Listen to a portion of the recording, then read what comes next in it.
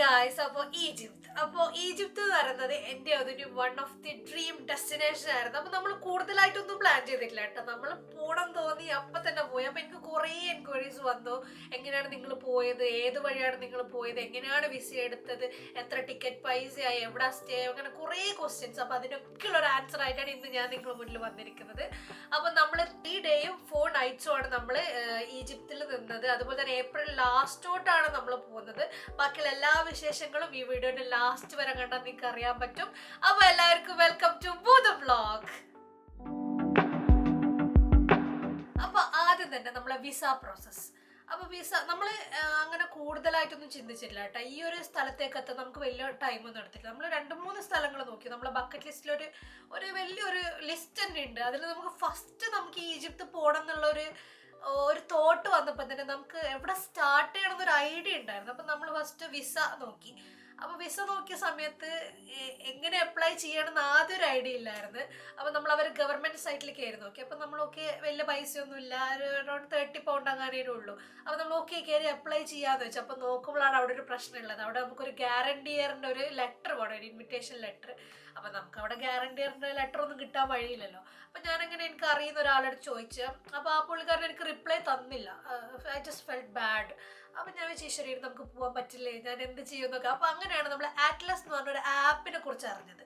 ഇതൊന്നും ഞാനല്ല കേട്ടോ, ഇതിൻ്റെ ഒക്കെ മാസ്റ്റർ മൈൻഡ് അതുമാണ്. കാരണം അവനാണ് ഇതിനെക്കുറിച്ച് ഇങ്ങനെ ഇരുന്ന് ഫുള്ള് റിസർച്ച് ചെയ്ത് അങ്ങനെ ഒരു ആപ്പ് നമ്മൾ ഇൻസ്റ്റാൾ ചെയ്ത്. അപ്പോൾ അതിനകത്ത് കുറേ കൺട്രീസ് ഉണ്ട്. അതായത് ഈജിപ്ത്, മൊറോക്കോ, അങ്ങനെ ഇഷ്ടംപോലെ കൺട്രീസ് ഉണ്ട്. ഇനിയിപ്പോൾ ജപ്പാനൊക്കെ വരാൻ പോകുന്നുണ്ട് അതിൻ്റെ അകത്ത്. അപ്പം നല്ലൊരു ആപ്പാണ് സത്യം പറഞ്ഞാൽ. ആ ഒരു ആപ്പിൻ്റെ യൂസ് എന്ന് പറയുന്നത് നമുക്കൊരു ഇൻവിറ്റേഷൻ ലെറ്റർ, അതായത് നമുക്കൊരു ഗ്യാരണ്ടി ലെറ്റർ കിട്ടും. പക്ഷേങ്കിൽ ഇപ്പോഴും എനിക്കറിയില്ല എന്തിനാണ് നമ്മൾ ആ ലെറ്റർ എടുത്ത കാര്യം. നമ്മൾ ഈജിപ്തിലെത്തിയപ്പോൾ അടുത്ത ഇമിഗ്രേഷനിൽ ഇതൊന്നും ചോദിച്ചിട്ടില്ല ഗൈസ്. വെറും നമ്മളെ BRP മാത്രമാണ് ചോദിച്ചത്. പക്ഷെ എന്തായാലും നമ്മൾ എടുത്തു വെക്കണമല്ലോ. അഥവാ നമ്മൾ അൺലക്കി ആയിട്ട് പെട്ടെന്ന് പോയിട്ട് അവർ ഇൻവിറ്റേഷൻ ലെറ്റർ വെച്ചിട്ട് നമ്മൾ അതേപോലെ തിരിച്ചു വരേണ്ടി വരും. അപ്പോൾ ഒന്നുമില്ല, നമ്മൾ അതിൽ കയറി നമ്മളെ പാസ്പോർട്ടും അതുപോലെ തന്നെ നമ്മളെ ഡീറ്റെയിൽസ് ഒക്കെ കൊടുത്ത് അപ്പോൾ നമുക്ക് വിസ 3 to 4 days കൊണ്ട് കിട്ടി. അപ്പോൾ അതിൻ്റെ അകത്ത് ഒരു ഗ്യാരണ്ടി ലെറ്റർ പോലത്തെ ഒരു ചെറിയൊരു സംഭവം ഉണ്ടാവും. അവർ നമ്മളെ ഇത്ര ദിവസം വന്ന് അവർ ഫുള്ള് നമ്മളെ ഇതെടുക്കുന്നതെന്നൊക്കെ പറഞ്ഞ് റെസ്പോൺസിബിൾ ഏറ്റെടുക്കുന്നതെന്നൊക്കെ പറഞ്ഞിട്ട്. പക്ഷെ അത് വന്നപ്പോൾ അതിനകത്തൊരു മിസ്റ്റേക്ക്. നമ്മളെ നാഷണാലിറ്റി വരുന്നത് യുണൈറ്റഡ് കിങ്ഡം, അതായത് UK ആണ് നമ്മളെ നാഷണാലിറ്റി വന്നത്. അത് എങ്ങനെ വന്നതല്ല, കാര്യം നമ്മളെ അഡ്രസ്സും ഇതൊക്കെ കൊടുത്ത് ഇവിടുത്തെ ആണല്ലോ, ചിലപ്പോൾ അങ്ങനെ ആയിരിക്കും. അപ്പോൾ നമുക്ക് കൺഫ്യൂഷനായി. കാര്യം യുണൈറ്റഡ് കിങ്ഡം വന്ന് നമ്മൾ ഇവിടുത്തെ റെസിഡൻസ് അല്ലല്ലോ, നമ്മൾ പെർമനൻറ്റ് റെസിഡൻസ് അല്ലല്ലോ. അപ്പോൾ ആകെ കൂടെ കൺഫ്യൂഷനായി. നമ്മൾ ടിക്കറ്റൊക്കെ ബുക്ക് ചെയ്തായിരുന്നു ആ സമയത്ത്. ഫുൾ ടെൻഷനായി. അപ്പോൾ എന്ത് ചെയ്യണമെന്ന് അറിയാത്തതുകൊണ്ട് അപ്പോൾ നമ്മൾ അവർക്ക് മെയിൽ അയച്ചു. ഞാനും മെയിൽ അയച്ചു, അതും മെയിൽ അയച്ചു. എൻ്റെ മെയിലിൽ അവർ ഇതുവരെ റെസ്പോണ്ട് ചെയ്തില്ല. പക്ഷേ അതുവിൻ്റെ മെയിലിൽ എന്തോ ഭാഗത്തിന് അവർ റെസ്പോണ്ട് ചെയ്തിട്ട് അവരത് എഡിറ്റ് ചെയ്ത് നമുക്ക് തന്ന് അത് ഇന്ത്യയാക്കി തന്നിട്ട് ഞാനും ഇവരും വിചാരിച്ചു ഈശ്വര ഇവർ ഇത് മാറ്റുന്നതില്ലേ, നമുക്ക് വല്ല എഡിറ്റ് ചെയ്ത് പോകേണ്ട വരുമോ എന്ന് വരെ നമ്മൾ ചിന്തിച്ചിന്. കാര്യം നമ്മൾ ടിക്കറ്റ് എടുത്ത് പിന്നെ നമുക്കത് ക്യാൻസൽ ചെയ്യാൻ വേറെ ഓപ്ഷൻസ് ഒന്നും ഇല്ലല്ലോ. കാര്യം അതിൻ്റെ അകത്തുള്ള റിവ്യൂസിൽ പറയുന്നത് ഇവർ റെസ്പോണ്ട് ചെയ്യില്ല എന്നാണ്. പക്ഷെ അവർ റെസ്പോണ്ട് 2 days കൊണ്ട് തന്നെ അവർ നമുക്ക് പുതിയ ലെറ്റർ തന്നിട്ടാണ് നാഷണാലിറ്റീൻ്റെ. അപ്പോൾ വിസ പ്രോസസ്സ് അല്ലെങ്കിൽ വിസ നമ്മൾ അപ്ലൈ ചെയ്തത് വലിയ ഒരു ബേർഡൻ ആയിട്ടോ അല്ലെങ്കിൽ ഭയങ്കര ടാസ്ക് ആയിട്ടൊന്നും എനിക്ക് തോന്നിയിട്ടില്ല. അത് ഭയങ്കര സിമ്പിളായിരുന്നു. രണ്ടാൾക്കും കൂടിയാണ് 55 കൂടാണ്ട് 35 ആയത്. 27 സംതിങ് ആണ് അതിൻ്റെ അകത്ത് ചാർജസ് ഈജിപ്തിലേക്കുള്ള. അപ്പോൾ എനിക്ക് അത്ര വലിയ വിസ പ്രോസസ്സിംഗ് ഒന്നും അത്ര വലിയ പ്രശ്നമായിട്ട് തോന്നിയിട്ടില്ല. സോ അതാണ് വിസ പ്രോസസ്സിങ്ങിൻ്റെ കാര്യങ്ങളൊക്കെ. അപ്പോൾ ഫ്ലൈറ്റ് ടിക്കറ്റ് എന്ന് പറയുമ്പോൾ നമ്മൾ എവിടെയും പോകുമ്പോൾ ഫസ്റ്റ് ഫ്ലൈറ്റ് ടിക്കറ്റ് ആണോ നോക്കുക. അപ്പം നമ്മൾ ഫസ്റ്റ് ഫ്ലൈറ്റ് ടിക്കറ്റ് തന്നെയാണ് നോക്കിയത്. കാര്യം ഫ്ലൈറ്റ് ചീപ്പാണെങ്കിൽ മാത്രമല്ല ബാക്കിയൊക്കെ നോക്കിയിട്ട് കാര്യമുള്ളൂ. അപ്പം ഞാൻ ഈ വിസക്ക് വെച്ചതിന് അന്ന് രാത്രി തന്നെ നമ്മൾ ഫ്ലൈറ്റ് ബുക്ക് ചെയ്തായിരുന്നു. അപ്പോൾ സത്യം പറഞ്ഞാൽ ഞാൻ ഫ്ലൈറ്റാണ് ആദ്യം തുടങ്ങേണ്ടത്. പക്ഷേ ഞാൻ വിസയിൽ തുടങ്ങിയ പ്രോസസ്സിങ് കണ്ടിന്യൂസ് ആയിക്കോട്ടെ എന്ന് വെച്ചിട്ട്. അപ്പോൾ നമ്മൾ വിസ പ്രോസസ്സിങ് കഴിഞ്ഞ് നെക്സ്റ്റ് നമ്മൾ ഫ്ലൈറ്റിലേക്കാണ് പോകുന്നത്. അപ്പോൾ നമ്മൾ പോയത് വിസ് എയറിൻ്റെ ഫ്ലൈറ്റിലാണ്. അപ്പോൾ അതൊരു കുഞ്ഞു ഫ്ലൈറ്റാണ് കേട്ടോ. നല്ല ഭംഗിയുണ്ട് കാണാൻ. പിങ്കാണ് അതിൻ്റെ കളർ, പിങ്ക് ആൻഡ് വൈറ്റ്. നല്ല ഭംഗിയുണ്ട് കാണാനൊക്കെ. അപ്പോൾ ഞാൻ ഈ വിസ് എയർ, ഈസി ജെറ്റ്, റെയിനെയർ ഒക്കെ ഇപ്പോഴാണ് കേട്ടത്. ഈ ഒരു നമ്മളിങ്ങനെ ഇൻ്റർനാഷണൽ ട്രിപ്പ് പോകുമ്പോൾ നമ്മളിങ്ങനെ കുഞ്ഞു ഫ്ലൈറ്റൊക്കെ നോക്കാം. അപ്പോൾ 5 മണിക്കൂറാണ് ഞാൻ ആ ഫ്ലൈറ്റിൽ ഇരുന്നത്.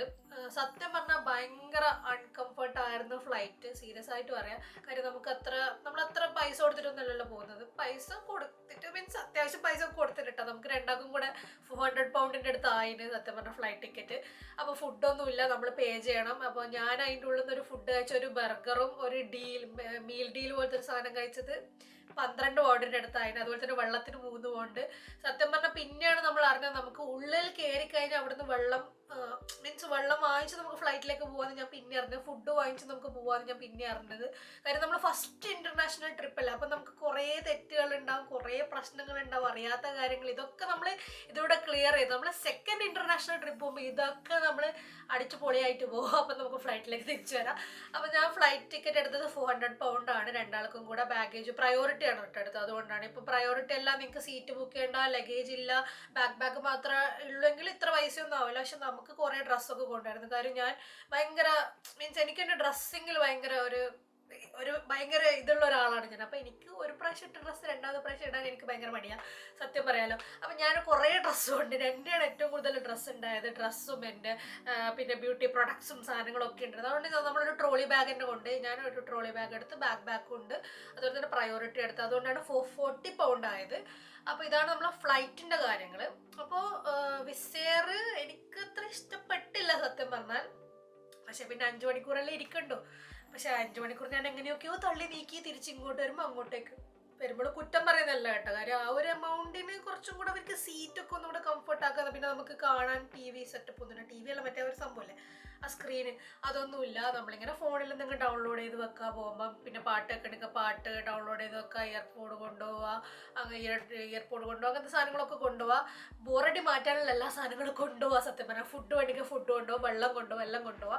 സെക്യൂരിറ്റി ചെക്ക് കഴിഞ്ഞ് കഴിഞ്ഞാൽ നമുക്ക് അതിൻ്റെ ഉള്ളിൽ തന്നെ നമുക്ക് പിന്നെ മെഷീൻ ഉണ്ട്, നമുക്ക് വേണ്ടിക്കുക വെള്ളമോ അല്ലെങ്കിൽ കുറേ ഷോപ്സ് ഉണ്ട്, ഫുഡോ എന്ത് വേണമെങ്കിലും മേടിച്ച് അകത്ത് കയറാം. അപ്പോൾ ഇതാണ് നമ്മളെ ഫ്ലൈറ്റിൻ്റെ കാര്യങ്ങൾ. അപ്പോൾ എല്ലാം കൂടെ എനിക്ക് എന്തായാലും അതിൻ്റെ ഉള്ളിൽ ഫുഡും എല്ലാം കൂടെ ആയിട്ട് ഒരു 450 പൗണ്ട്, 50 അല്ല ഒരു 60 പൗണ്ടിൻ്റെ അടുത്ത് തന്നെ ആയെന്ന് വിചാരിക്കും.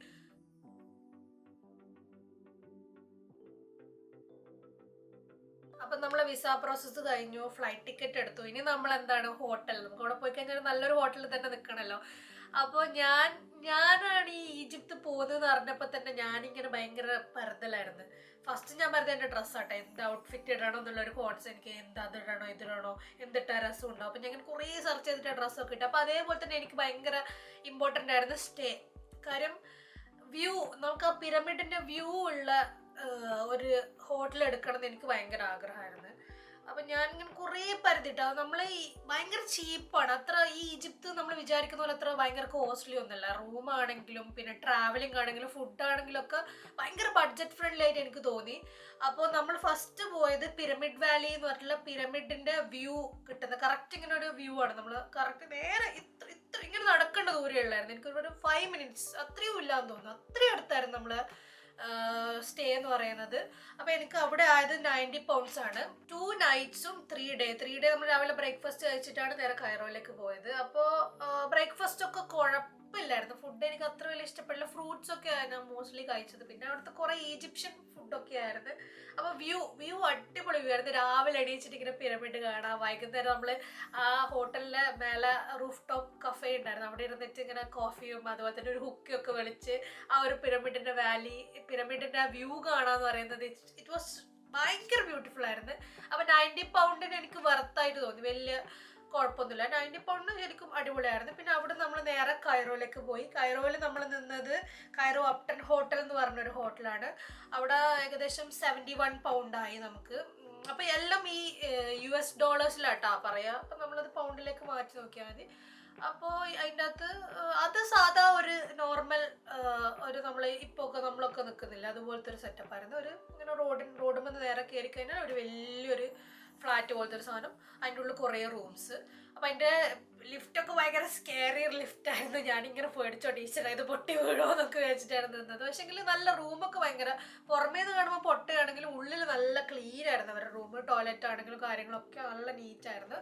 അപ്പം നമുക്ക് എക്സ്പെൻസ് ഈ റൂമിന് ഇതിനും കൂടെ 90-71 അത്രയേ ആയിട്ടുള്ളൂ. വലിയ എക്സ്പെൻസ് അല്ല എന്നാണ് എന്നെ സംബന്ധിച്ചിടത്തോളം. കാര്യം നമ്മൾ UK-ന്ന് നമ്മളെ ആനിവേഴ്സറിൻ്റെ സമയത്ത് റൂം എടുത്തിട്ട് നമുക്ക് അറൗണ്ട് 200-150 അടുത്തൊക്കെ ആയിരുന്നു. അപ്പോൾ അത് വെച്ച് നോക്കുമ്പോൾ എനിക്ക് തോന്നുന്നു ലാഭമാണെന്ന് തോന്നി. ഞാൻ ഇതുവരെ ഒരു അറബ് കൺട്രിയിൽ പോയില്ല. അപ്പം എൻ്റെ വീഡിയോസ് കണ്ട ആൾക്കാർക്ക്, അതിൽ ഇനി കാണാത്ത ആൾക്കാരാണെങ്കിൽ പോയി കണ്ടോക്കാം. കാണാത്ത ആൾക്കാരാണെങ്കിൽ നിങ്ങൾക്ക് അത് കാണുമ്പോൾ മനസ്സിലാവും. അവിടുത്തെ ആൾക്കാരെന്ന് പറയുന്നത് ഭയങ്കര ഫ്രണ്ട്ലി ആയിട്ടുള്ള ആൾക്കാരാണ്. പക്ഷേങ്കിൽ അവർ നമ്മുടെ അടുത്ത് വന്നിട്ട് നമ്മളവർ സ്കാം ചെയ്യുന്നത് പോലെ പല പ്രാവശ്യം എനിക്കത് തോന്നിയിട്ടുണ്ട്. നമ്മുടെ അടുത്ത് വന്നിട്ട് ഇങ്ങനെ പൈസ ഒക്കെ ചോദിക്കുക, ചെറിയ കുട്ടികളൊക്കെ നമ്മുടെ അടുത്ത് വന്നിട്ട് പിന്നെ പൈസ തരുമോ ചോദിക്കുക. അപ്പോൾ നമ്മൾ എന്നിട്ട് പീപ്പിൾ കുഴപ്പമില്ല. പക്ഷെ നമ്മളവിടുത്തെ ഫുഡ് അങ്ങനെ ട്രൈ ചെയ്തില്ല. അതെനിക്കൊരു വലിയ മിസ്റ്റേക്ക് ആയിട്ട് തോന്നി. കാര്യം ഈജിപ്ഷ്യൻ ഫുഡ് ഭയങ്കര ഫേമസ് ആണ്. ഞാനത് വന്നതിന് ശേഷമാണ്. നിങ്ങളിനി ആ ഒരു മിസ്റ്റേക്ക് ചെയ്യാണ്ടിരിക്കുക. നിങ്ങൾ ഈജിപ്തിൽ പോകുന്നുണ്ടെങ്കിൽ മസ്റ്റായിട്ട് ഈജിപ്ഷ്യൻ ഫുഡ് കഴിക്കുക, ട്രൈ ചെയ്യുക. നമ്മളെന്താ കഴിക്കാത്തതെന്നുള്ള റീസൺ ഞാൻ പറഞ്ഞുതരാം. കാര്യം നമ്മളവിടുത്തെ കാനേക്കല്ലി മാർക്കറ്റിൽ പോയപ്പം എനിക്ക് അവിടുത്തെ സ്ട്രീറ്റ് ഫുഡ് ട്രൈ ചെയ്യണമെന്ന് ഭയങ്കര ആഗ്രഹം ഉണ്ടായിരുന്നു. പക്ഷേ ഞാനിങ്ങനെ നോക്കുമ്പോൾ ഒരു സ്ഥലത്തുനിന്ന് ജ്യൂസ് അടിക്കുന്നത്, ഒരു സ്ഥലത്തുനിന്ന് ആ വേസ്റ്റ് തൊട്ടടുത്ത് ഇത്ര ഗ്യാപ്പ് പോലും ഇല്ല. അവിടെ നിന്ന് ആ വേസ്റ്റ് അതേപോലെ അവരിങ്ങനെ ഒരു ഭയങ്കര നമ്മളെ ഈ ഇന്ത്യയിൽ നമ്മൾ ഇങ്ങനെ മുംബൈ അങ്ങോട്ടൊക്കെ സ്ട്രീറ്റ്സിലൊക്കെ പോയില്ല, അതുപോലത്തെ ആയിരുന്നു. അപ്പം എനിക്കത് കഴിക്കാൻ അങ്ങോട്ട് എനിക്കും കഴിക്കാൻ തോന്നില്ല, ഇവനും കഴിക്കാൻ തോന്നില്ല. എനിക്ക് എന്തോ ഒരു ഭയങ്കര ഇനിയിപ്പോൾ പറയണ്ട അയ്യോ നിങ്ങളൊക്കെ ഇന്ത്യക്കാരല്ലേ പറയണ്ട. കാര്യം ഞാൻ കുറച്ച് ഹൈജീൻ്റെ ആളാണ്, ഇവൻ ഭയങ്കര ഹൈജീൻ്റെ ആളാണ്. അപ്പോൾ എനിക്കത് ഭയങ്കര ഒരു ഇതായിട്ട് തോന്നി. അപ്പം നമുക്ക് പക്ഷെങ്കിൽ വല്ല ഹോട്ടൽസിലൊക്കെ കയറി ട്രൈ ചെയ്യാമായിരുന്നു എന്ന് എനിക്ക്. പിന്നെ അത് ഞാൻ ഫസ്റ്റ് ദിവസം തന്നെ കണ്ടതുകൊണ്ട് ഇങ്ങനെ 2-3 പ്രാവശ്യം ഞാനത് കണ്ടു. ഇങ്ങനെ ഈ മീറ്റൊക്കെ ഇങ്ങനെ വണ്ടിയിൽ ഇങ്ങനെ കൊണ്ടുപോവാണ് ഇവർ, കവറൊന്നും ചെയ്യാണ്ട് ഇങ്ങനെ ഓപ്പൺ ആക്കിയിട്ട്. അപ്പം എനിക്കത് ഭയങ്കര ഒരു എന്തോ ഒരു കഴിക്കാൻ തോന്നില്ല ഫുഡ്. നമ്മൾ 3 ദിവസം ഉണ്ടെങ്കിൽ 3 ദിവസം KFC, പിസ്സ ഹട്ട് ഇത് മാത്രമേ കഴിച്ചുള്ളൂ. പക്ഷെ നമ്മൾ അടുത്ത ഇന്റർനാഷണൽ ട്രിപ്പ് പോകുമ്പോൾ എന്തായാലും നമ്മൾ ആ കൺട്രിയിലെ ഫുഡ് എക്സ്പ്ലോർ ചെയ്യും. പിന്നെ ക്ലൈമറ്റ് എന്ന് പറയുന്നത് ഭയങ്കര ചൂടായിരുന്നു ഗൈസ്, ഭയങ്കര ചൂടായിരുന്നു. കാര്യം പ്രത്യേകിച്ച് ഇന്ത്യയിൽ നിന്ന് ഈജിപ്തിലേക്ക് പോകുമ്പം അത്ര ഫീൽ ചെയ്യില്ലാന്ന് തോന്നുന്നു. കാര്യം ആ സമയത്ത് നാട്ടിൽ 40, 35, 40 ആ ഒരു റേഞ്ചിൽ ഭയങ്കര ചൂടുള്ള സമയത്താണ് നമ്മൾ പോയത്. പക്ഷെ UK ആ സമയത്ത് ഈ സമയത്തൊക്കെ തണുപ്പാണല്ലോ, ഇവിടെ എപ്പോഴും തണുപ്പാണല്ലോ. ഇവിടെ ചൂട് കിട്ടുന്നത് റെയർ ആയിട്ടല്ലേ. അപ്പോൾ ഇവിടുന്ന് നമ്മൾ നേരെ അങ്ങോട്ട് പോയപ്പോൾ ചൂട്, എനിക്ക് ഉറങ്ങാൻ പറ്റുന്നില്ല.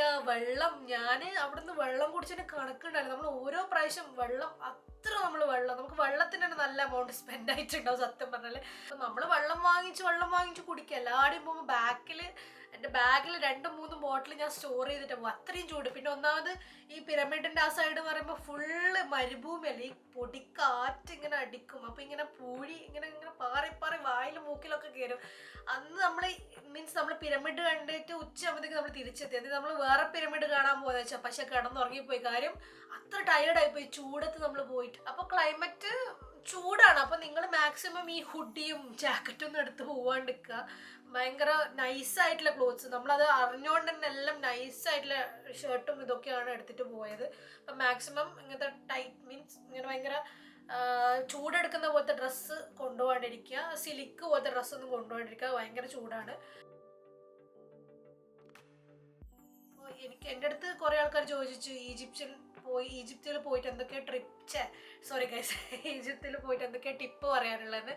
എൻ്റെ ആദ്യത്തെ ടിപ്പ് എന്താണെന്ന് വെച്ചാൽ എപ്പോഴും സ്കാമേഴ്സിനെ ശ്രദ്ധിക്കുക. പിന്നെ അതുപോലെ തന്നെ നമ്മൾ കയ്യിൽ എപ്പോഴും പൈസ ആയിട്ട് കൊണ്ടുപോകാൻ നോക്കുക. എനിക്ക് അത് ഏറ്റവും വലിയൊരു ടിപ്പാണ് ഞാൻ പറഞ്ഞു തരുന്നത്. ഒരിക്കലും നമ്മൾ ഒരു കൺട്രിയിലേക്ക് പോകുമ്പോൾ കറൻസി മാറാണ്ട് പോകരുത്. കാര്യം എനിക്ക് അവനും പറ്റിയൊരു അബദ്ധമാണ്. നമ്മൾ പൗണ്ട് എടുത്തിട്ടാണ് പോയത്. അപ്പോൾ പൗണ്ട് നമ്മളതിന് കുറേ ചിലവായി. പക്ഷെ അത് ഈജിപ്ഷ്യനിലേക്ക് മാറിയിട്ടുണ്ടെങ്കിൽ നമുക്ക് ഇത്രയും പൈസ ചിലവാവില്ലായിരുന്നു എന്ന് നമ്മൾ 3-ാമത്തെ ദിവസമാണ് മനസ്സിലാക്കിയത്. അപ്പോൾ അത് ആദ്യത്തെ ദിവസം തന്നെ ചെയ്തിട്ടുണ്ടെങ്കിൽ നമുക്ക് കുറേ പൈസ ലാഭിക്കാമായിരുന്നു. അപ്പോൾ അത് പോട്ടെ, എന്തായാലും നമ്മൾ ആദ്യത്തെ ട്രിപ്പല്ലേ, അപ്പോൾ അതൊക്കെ കറൻസി എപ്പോഴും മാറിയിട്ട് പോവുക. പിന്നെ നിങ്ങൾ പോകുന്ന സമയത്ത് ക്ലൈമറ്റ് ശ്രദ്ധിക്കുക. ചൂടാണെങ്കിൽ ചൂടിനൊത്തിട്ട് എടുത്തിട്ട് ഡ്രസ്സ് എടുത്തിട്ട് പോവുക, തണുപ്പാണെങ്കിൽ തണുപ്പിന്. ക്ലൈമറ്റ് എപ്പോഴും ശ്രദ്ധിക്കുക. അതുപോലെ തന്നെ മാക്സിമം വീഡിയോസൊക്കെ കാണാം. ഒരു സ്ഥലത്ത് പോകുന്നുണ്ടെങ്കിൽ ആ ഒരു കൺട്രീനെ കുറിച്ച് മാക്സിമം അറിഞ്ഞു വെച്ചിട്ട് പോകാൻ നോക്കുക.